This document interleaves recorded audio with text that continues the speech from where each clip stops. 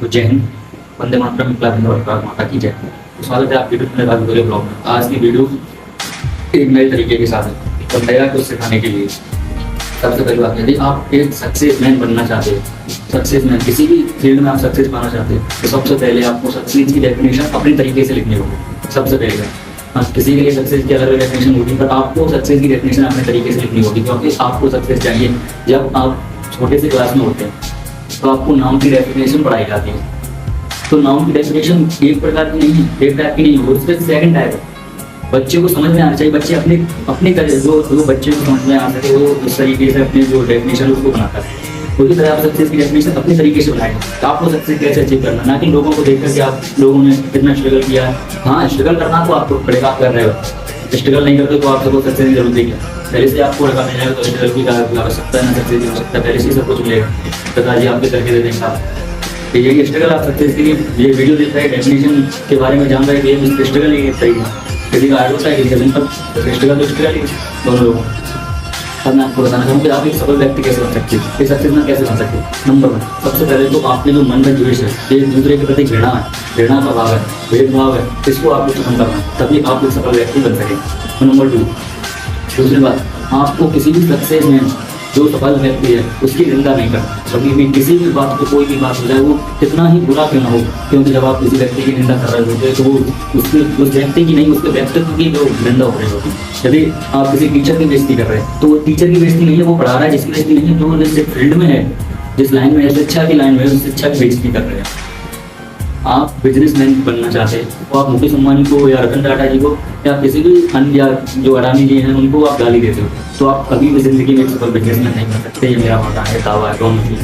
ठीक है, आप कभी भी नहीं बन सकते, क्योंकि भाई जिस फील्ड में जाना है, यदि मैं आर्मी ज्वाइन करना चाहता हूँ, मैं आर्मी ज्वाइन करना चाहता हूँ, मैं आपको अपने से बताता हूँ, तो मैं कर्नल मानिक साहब को, जनरल जो भी हैं, तो आप सर हैवी वाले लेफ्टिनेंट सर हैं, तो जो भी हैं, तो जेडी अच्छी जगह इनकी मैं बेइज्जती करूँ, मीम्स बनाऊँ या इन पर हंसूँ, गाली दूँ, तो मैं कभी भी आर्मी ज्वाइन नहीं कर सकता, कभी भी नहीं कर सकता। क्योंकि मैं जिस फील्ड में जाना चाहता हूँ, जिसमें जो धुरंधर है, गुरु है, हम उन्हीं की बेइज्जती कर रहे हैं, तो कभी सक्सेस नहीं हो सकते, कभी भी नहीं हो सकते। ये बात हमेशा याद रखना। और नंबर 3 पे आता है आपका कि आप जो भी काम कर रहे हैं, जो आप काम कर रहे हैं उसको आप कंपेयर मत कीजिए किसी दूसरे के काम से, क्योंकि कोई भी काम छोटा या बड़ा नहीं होता। आपका काम अलग है, उनका काम अलग है, उनका काम अलग है, सब लोगों का काम अलग अलग है। आपका काम क्या होता है 2 दिन में हो रहा है, उनका काम 1 दिन में हो रहा है, लेकिन उनका काम 1 दिन में हुआ है, वो दवाई ना हो जाता है, जो आपने 2 दिन में किया वो दवाई में जा रही। मेहनत की है आप, उसका रिजल्ट जरूर मिलेगा, फालतू नहीं जाएगा। नंबर 4 पे आते हैं आपके सबसे नंबर 4 पे आते हैं, इसका भी पॉइंट है इसके अंदर। मैं सबसे आपको बताता हूँ सबसे पहले कि आप अपने माँ बाप की इज्जत कीजिए, अपने माता पिता की इज्जत कीजिए, अपने गुरु की इज्जत कीजिए, अपने गुरु जी की इज्जत कीजिए, और 5 तत्वों की इज्जत कीजिए। यदि मैं आपसे वादा करता हूँ, यदि आप तीन बातों को मेरी फॉलो करके रखना, आप सफल व्यक्ति बनना चाहते हैं, सबसे पहले अपने माँ बाप को इज्जत दीजिए, भरपूर इज्जत दीजिए, उनके पैर छूइए। अगर आपको शर्म लगती है कोई ना, वैसे प्रणाम करिए अंदर से, क्योंकि दिखावा मत करिए, अंदर से क्लीन होइए। अपनी आत्मा को साफ करिए, शरीर को नहीं, क्योंकि परमात्मा आत्मा को देखता है, आपका शरीर तो यहीं पर रह जाएगा, वो तो आपके जो रिश्तेदार लेते हैं तो वो देखें, उससे कोई मतलब नहीं। सबसे पहले तो आपको माता पिता की रिस्पेक्ट करनी फुल दिल से, दिखावा नहीं। दूसरे पे आपको टीचर की, अपने जो गुरु हैं उनकी रिस्पेक्ट करनी। तीसरे पे आपको पंचतत्व भगवान की रिस्पेक्ट करनी, भगवान, भूमि, गगन, आग, वायु, जल, ये 5 तत्वों की आपको रिस्पेक्ट करनी है। यदि आप किसी काम को करना चाहते हैं, यदि आप किसी काम को करने जा रहे हैं, तो आप 5 तत्वों को एक बार नमन करके जाइए।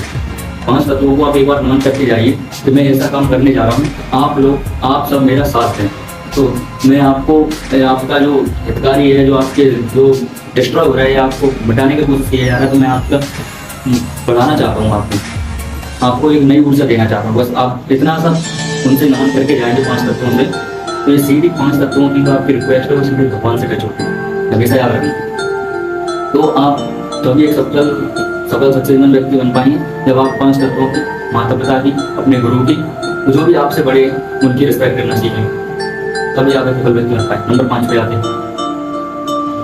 हैं, आपके कि आपको और सफल व्यक्ति बनने में क्या चीज़ हेल्प कर सकती है। नंबर 5 पे आते हैं, उसके अंदर पॉइंट है। नंबर 1 कि आप सफल व्यक्ति तभी बन सकते हैं जब आप 4 बजे उठते हैं, काफी लोग कहते हैं, लेकिन ऐसा नहीं है। मैं आपको आपकी सफलता की अलग ही स्टोरी बताऊंगा, क्योंकि जब आप, क्या पता आप रात से काम कर रहे हो, 12 बजे से लेकर 6 बजे तक काम कर रहे हो, सुबह रात के 12 से सुबह के 6 बजे तक काम कर रहे हैं, क्या पता तो आप कैसे 4 बजे खड़े हो जाओ, आप तो जगी रहे हो टाइम से, ऐसा नहीं है। लेकिन आप जो भी काम कर रहे हैं उसे आप मन लगा के कीजिए, बिना किसी झंझट के कीजिए, किसी की भी बातों में मत आइए, क्या होता है वो देख लिया जाएगा, जमाना देखेंगे, हम देखेंगे, दोस्त भी देखेंगे, दुश्मन भी देखेंगे, ठीक है। इसलिए आपको कुछ करने का जरूरत ही नहीं है। जय हिंद।